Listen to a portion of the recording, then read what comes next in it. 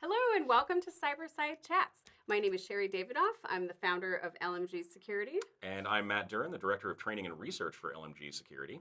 And I was really excited this week to hear that the White House had announced the launch of the U.S. Cyber Trust Mark, which is a new logo that we're going to start to see on IoT devices and products. So, Matt, you're really good at summarizing things. Do you want to tell us a little bit about this program? Yeah, totally. So this is made to help people when they pick out new Internet of Things devices.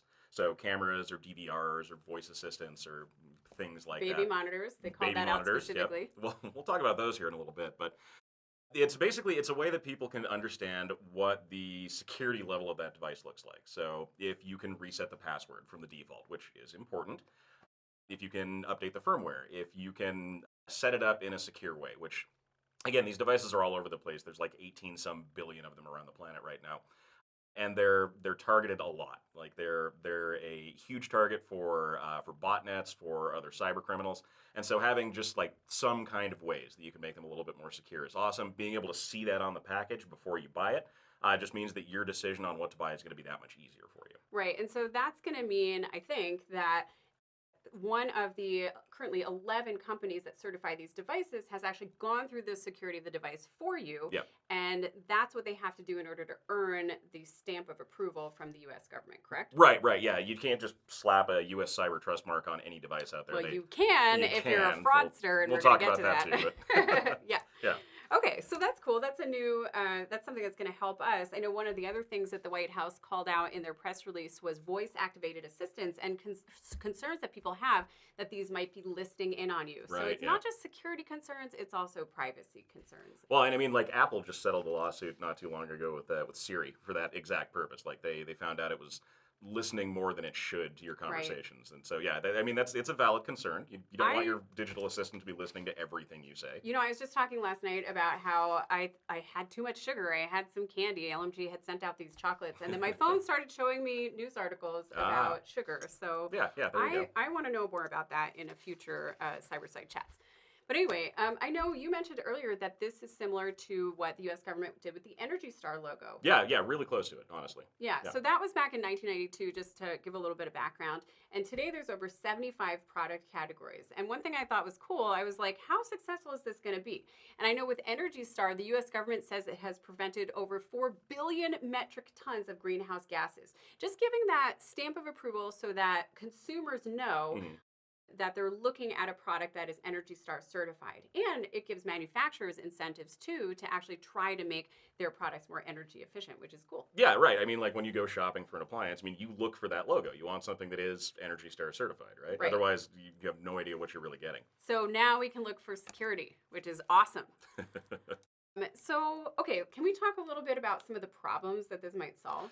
Yeah, so one of the big problems that we see, and I mean we've seen this with Internet of Things devices for a long time now, is that they're notoriously insecure. Like you buy a nursery camera off Amazon, and it could be something that's incredibly popular. I mean, it could have like hundreds of thousands of units sold, and as it turns out, it's got a hard-coded password of admin that you can't change. Right. So anyone who can get access to that device can now get into the admin interface. They can take it over, and from like a cybersecurity perspective, this means they can create like big botnets out of this, like the Mirai botnet. Our old friend Mirai. I don't know if you guys Mirai. Remember Mirai. We were doing webinars at the time.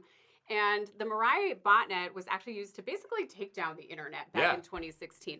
So they hacked reportedly tens of millions of IoT devices because of weak passwords, and then used it. They pointed all those at Dyn, which is an international DNS provider, and they took down Amazon and Netflix and what else do we have? Twitter and like a PlayStation ton of, Network. Oh my God. Well, I mean, I think like just recently, I mean, Facebook went down for like half a day, and the entire nation freaked out about it. It melted. Yeah, it was awful.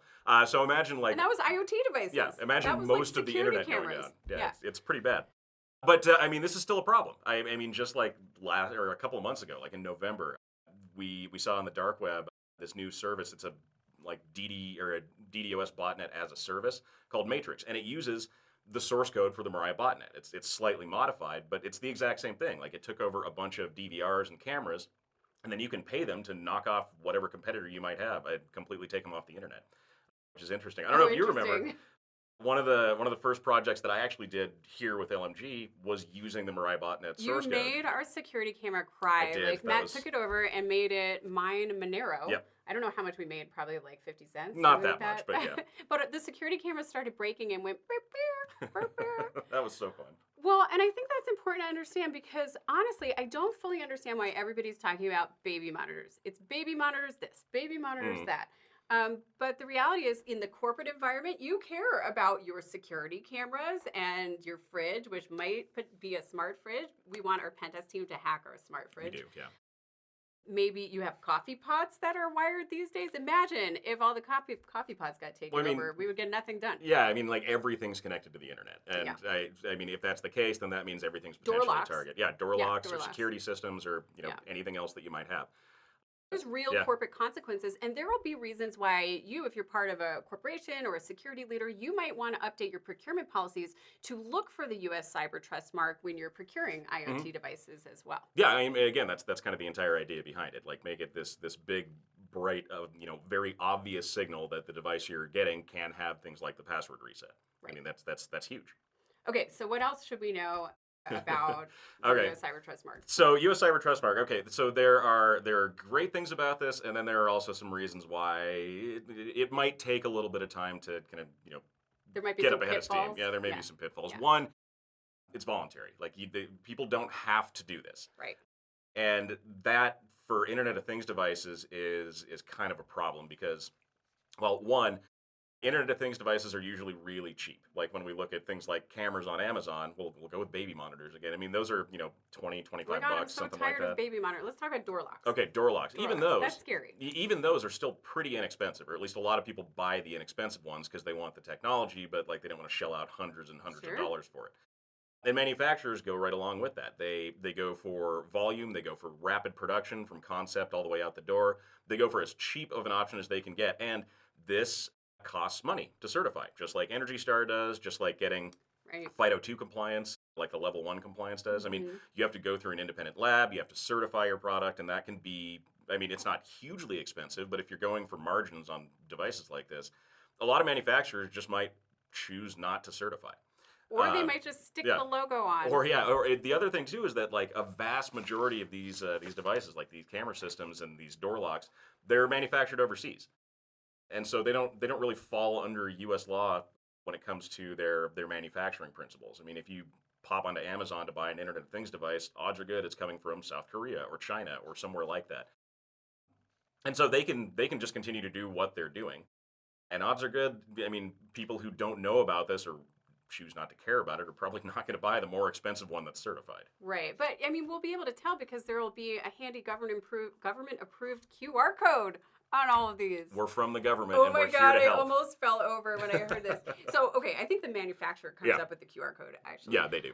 But the fact that all of these devices are going to have a QR code on it really just, it's going to introduce a whole different problem, which is QR code phishing. And it's exciting and a little scary that we're going to have so many QR codes and we're going to be training consumers to use those for security purposes, right? Well, I mean, we already have them everywhere. I know, but they're going to be more everywhere. I know. What a beautiful world to live in. Okay, so what's the purpose of the QR code?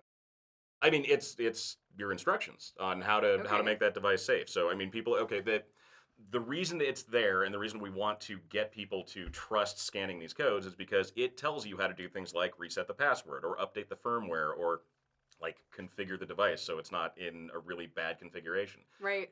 But I'm not scanning these. That also means that anyone with a roll of QR codes could just go through a store and just start sticking them on the boxes, and those could take you off to a phishing website, or they could download malware, or the same things we see like QR codes out in the wild doing a lot. Like there was that episode that happened in California not too long ago. Parking meters. Yeah. So this has been a big issue this year where people are putting fake QR codes on parking meters and you scan them and it goes to a site that looks like a pay by phone parking meter. And then of course people enter their credit card numbers on them. I mean, this is basically a perfect crime. Oh yeah. People enter their credit card numbers and voila, a criminal has your credit card number and you probably still get a parking ticket. Yeah, you still get the parking ticket. So the city makes money too. Everybody wins except for you.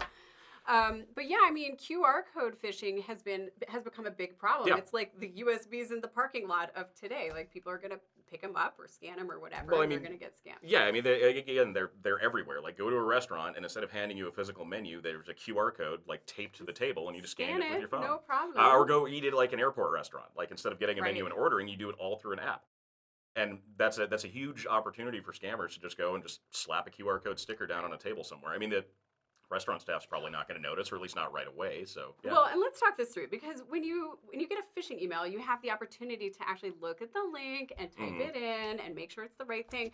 Not so much when it comes to QR codes. No, you get a Bitly link, and that's or whatever, and you can see sometimes part of where it's going, and then poof, you're there. So it's really, we need to really start training people, number one, to look carefully, but I don't think that's going to be enough. No, probably not. I mean, I wish there was some way we could use, we haven't talked about this, I'll surprise you, like public key infrastructure in order to vet, come on, it's true. We should be using public key infrastructure just like on websites where your computer comes built in with certificates that trust a website and it'll give you a little notification if it's not trusted.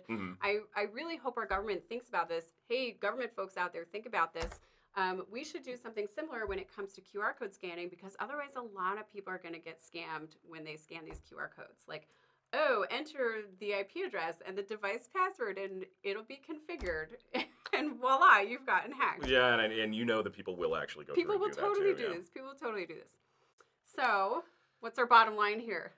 Bottom line here is, well, I guess it's really two things. One, I mean, if you are into security and you do want secure devices on your network and don't want something that's just going to leave a wide gaping security hole for you, which I don't know about you guys, but I would kind of like that.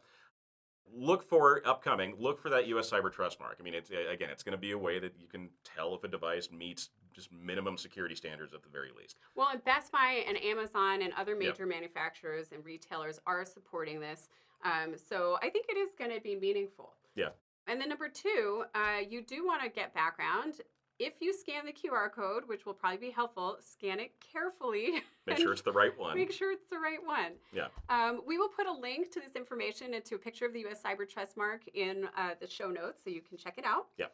And if you want to contact the FCC or learn more, go to fcc.gov/cybertrustmark. I'm sure we'll be seeing some more news. I'm sure. Anything else you want to add, Matt? No, I think that about covers what we wanted to talk about today. All right. Thanks for coming to CyberSide Chats. Like and subscribe, and we'll see you next week. Thanks, everyone.